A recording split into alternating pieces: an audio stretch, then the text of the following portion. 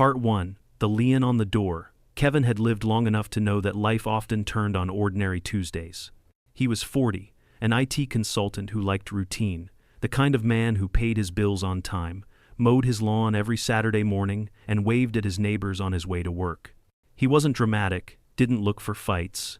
All he wanted was a quiet home in Sycamore Ridge, a well-manicured suburban neighborhood where families grilled on weekends and retirees walked their dogs at dusk. That Tuesday, though, a piece of paper turned his world sideways.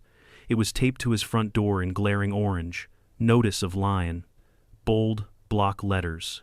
Beneath it, pursuant to Section 7.4 of the Covenants, Conditions, and Restrictions of Sycamore Ridge Homeowners Association, a lien has been recorded against the property located at. He stopped reading. He didn't need to see the rest. It was his address. Kevin peeled the notice off the door with hands that suddenly felt clumsy. He stepped inside, his laptop bag still slung over one shoulder, and dropped the paper on the kitchen counter. The rest of the day's mail sat there, waiting like a trap. 3 envelopes with the HOA's logo. He opened them in a rush.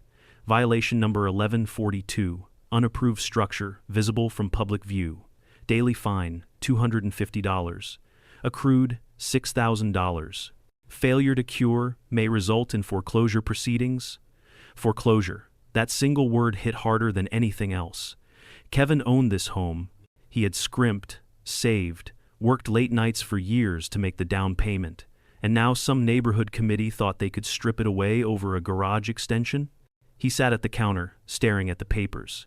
His garage project wasn't rogue or reckless. He had applied for a city permit, got it approved, and had the blueprints stamped by municipal inspectors. The structure was legal. The problem wasn't the city, it was Rick. Rick was the HOA president, a man in his late 50s with a year-round tan, an oversized SUV, and a talent for making every board meeting sound like a courtroom. He was the type who thrived on control. Residents whispered that Rick liked to use fines as a weapon, targeting anyone who questioned his authority. Kevin had experienced it firsthand. The first letter was about his lawn, grass longer than regulation 3 inches. He measured it with a ruler. It was 2 3/4. Then came a warning about his recycling bin being visible from public view. The bin had been on the curb, waiting for pickup.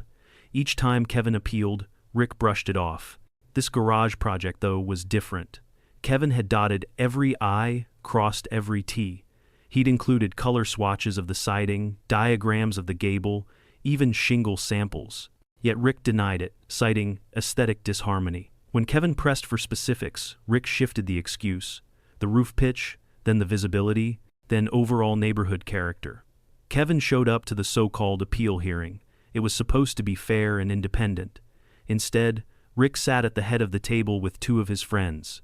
Kevin had 3 minutes to argue his case. He laid out his permit, his plans, the state law that said an HOA couldn't enforce restrictions more strict than city code unless written in the declaration. Rick gave a perfunctory nod and slammed the gavel. Violation affirmed. That was 12 days ago. Now there was a lien. Kevin rubbed his temples. He could feel the anger buzzing beneath his skin, but he also felt something steadier. Resolve. He wasn't a kid. He wasn't naive. He knew HOA boards wielded power, but they were not kings. They had rules, too. And if Rick wanted to play hardball, then Kevin was prepared to play by the book better than Rick ever could. His phone buzzed. A text from Harriet, the neighbor across the street. Heard about your lien. Rick did the same thing to the guy on Cypress when he wanted to park a work van in his driveway. Total scare tactic. You okay? Kevin typed back. Come over. Bring whatever notices you've gotten. Minutes later, Harriet was at his door. She was in her early 60s, a retired teacher with a no-nonsense streak. She carried a manila folder thick with violation notices. Holiday lights still up after the 15th of January, she said, flipping through. Except I took mine down on the 12th. Then trash bins visible from street view, they took the photo while I was rolling it out. It's all nonsense. Another neighbor, Mr. Ellis, shuffled over with his own pile of papers. He was in his 70s, a widower who had lived in the community since it was built. They fined me for unapproved paint color on my shutters. It's the same color it's been for 20 years. Rick just doesn't like me. Kevin spread the papers across his counter. They're abusing the system, he said quietly. Harriet nodded. Most of us just pay. People are scared of liens, scared of lawyers. Kevin flipped open the HOA's covenants, conditions, and restrictions. The CCRs he had printed when he bought the place. He found section 7,2, due process. Before any fine is imposed, he read, the owner shall be entitled to a hearing before an independent committee of at least 3 members who are not officers or directors. He looked up. Were any of you ever in front of anyone but Rick and his 2 buddies? Harriet laughed bitterly. Independent committee? Rick's poker night. Kevin leaned back, thinking. He was no lawyer, but he'd spent his career solving complex problems, unraveling code, untangling networks. He knew patterns, loopholes, and systems. And now he saw the outline of something here. Rick thought he was untouchable, but Kevin could already see the cracks. That night, Kevin attended the monthly HOA meeting. The room smelled like stale coffee. Folding chairs faced a long table where Rick sat with Brenda, the management, company rep, and Tom, the treasurer. Kevin stood during open forum and laid out his case. My lien is invalid, he said evenly, holding up the CC. Ours. You denied my project in violation of Section 7.2 and State Statute 720.3035. You've denied records requests, which is also illegal. And your landscaping contract is with Blue Star Maintenance, owned by your cousin.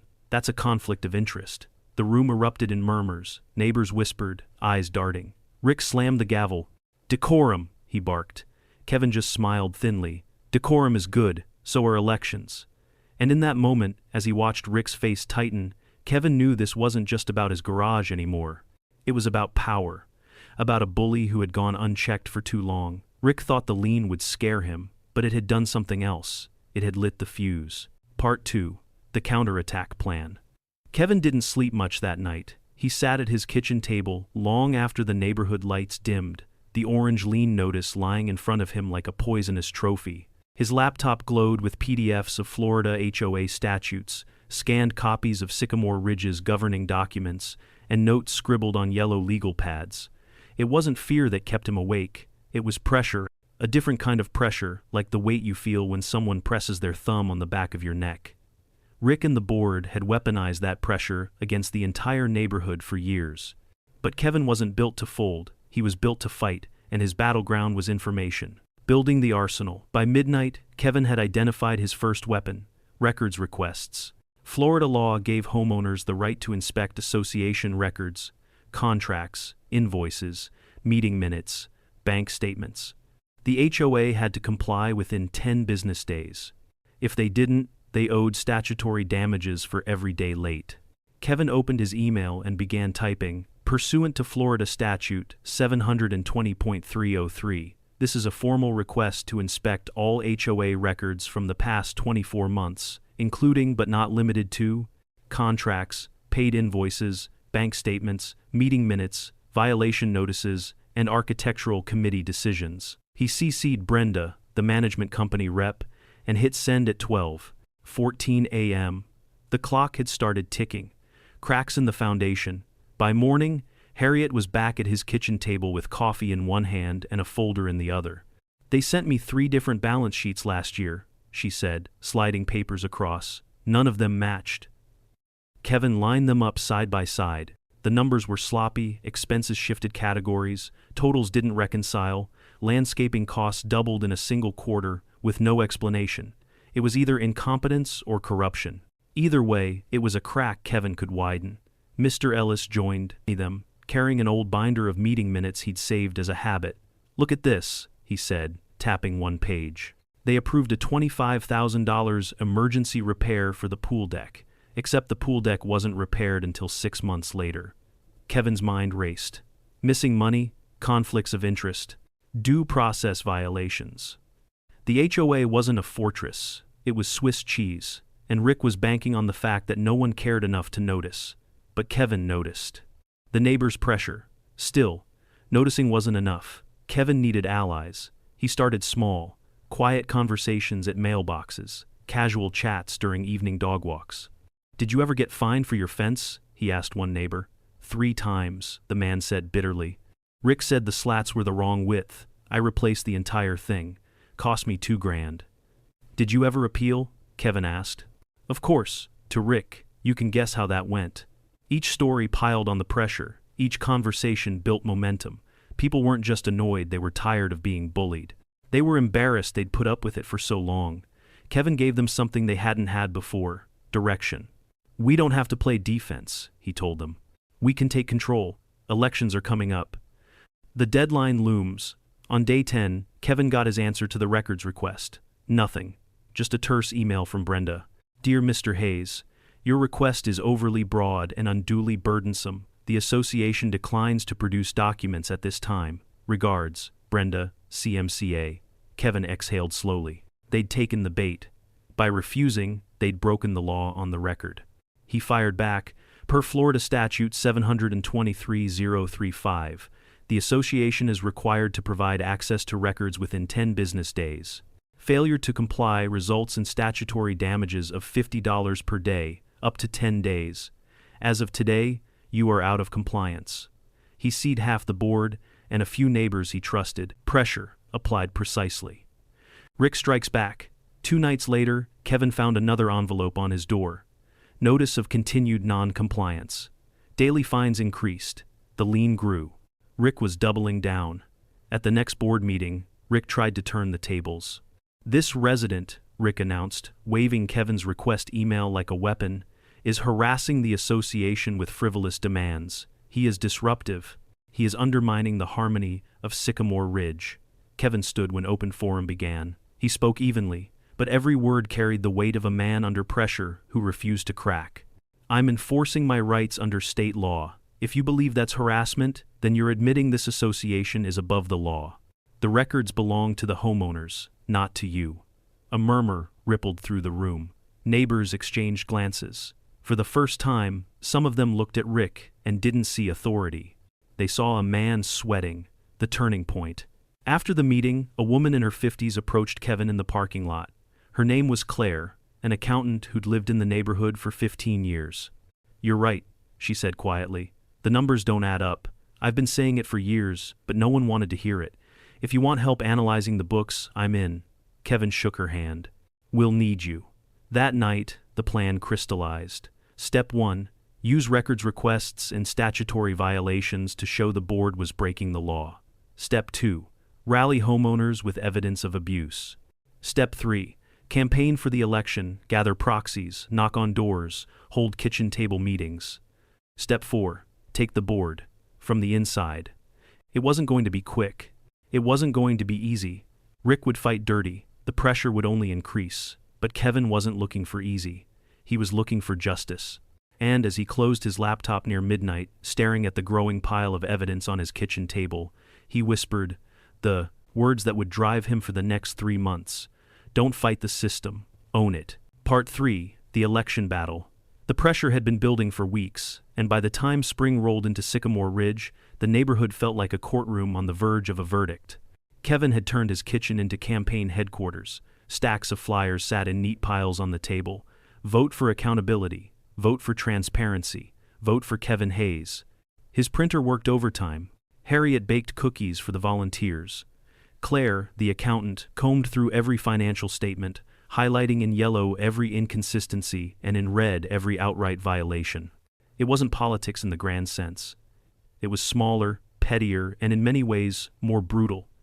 Because here, the consequences weren't just headlines. They were liens on homes. They were retirees choosing between groceries and HOA fines. Rick's counterattack: Rick wasn't about to let go of power. "Kevin Hayes is a troublemaker," Rick declared in his glossy mailer, complete with his own photo smiling in front of manicured lawns.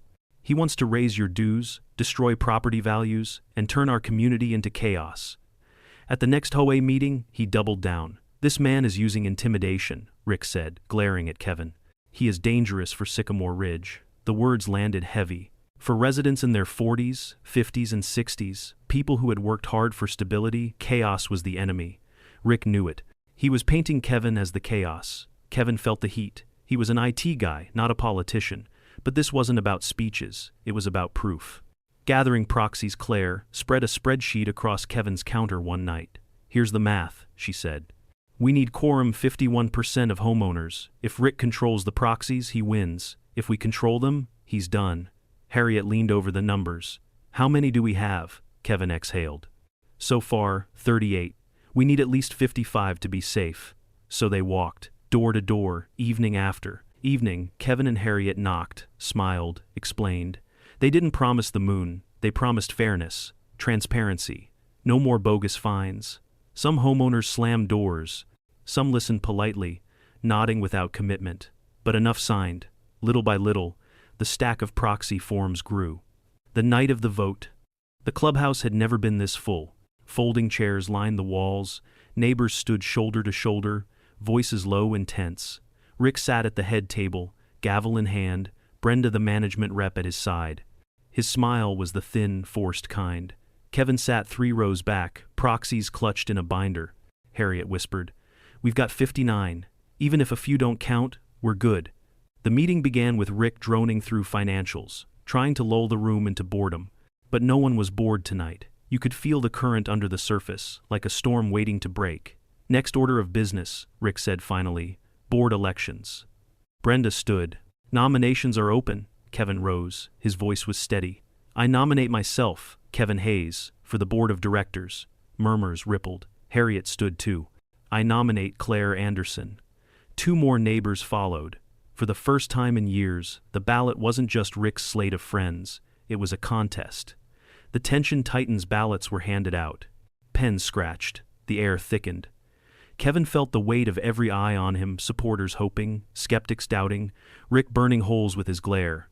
When the last ballots were dropped into the box, Brenda and 2 volunteers carried it to a table. They began to count. 1 vote for Rick, 1 for Kevin, 1 for Claire.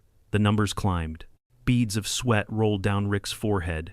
He whispered urgently to Tom, the treasurer, who kept glancing at the proxies stacked beside Kevin's binder.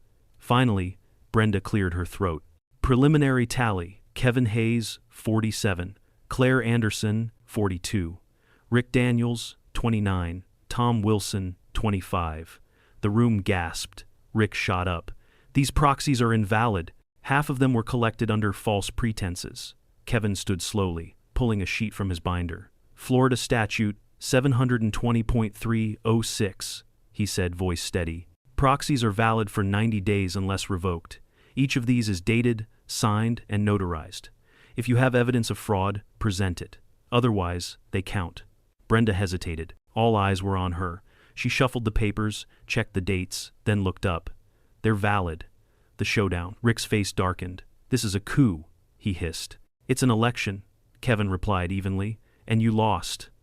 For a long moment, no one breathed. Then a clap broke out. Harriet, sharp and loud. Mr. Ellis joined. One by one, neighbors began to applaud, some cautiously, others with relief.